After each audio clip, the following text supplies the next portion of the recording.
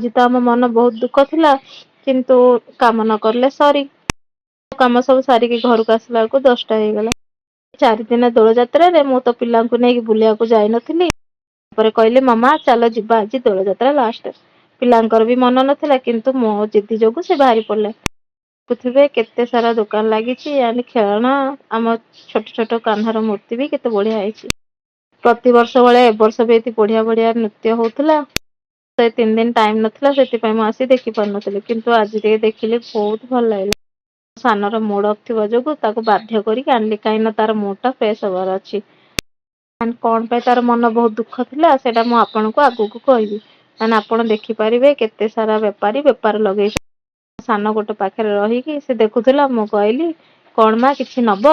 ସେ କହୁଛି କଣ କିଣିବ? ମୁଁ କହିଲି ଖେଳନା କିଛି କିଣିବାର ଅଛି। ସେ କହିଲା ମୁଁ କଣ ଛୋଟି ବच्ଚୀ ହୁଁ କ୍ୟା? ଏ ଡାଇଲଗ ମତେ ମାରିଲା। ଦେଖା ଦେଖି କରିଦେଇକି ଆମେ ଯାଉଥିଲୁ, ସେଠି ଆଉ ଟିକେ ଡ୍ୟାନ୍ସ ହଉଥିଲା ଆଉ ଗୋଟେ ସଙ୍ଗ ଉପରେ। ସେଇଟା ଦେଖିକି ତ ମୋ ମନ ପୁରା ଇଏ ହେଇଗଲା। ଦେନ ମୁଁ ଦେଖି ଦେଖି ସେମିତି ରହିଗଲି, ଆଉ ଯିବାକୁ ଇଚ୍ଛା ହେଲା।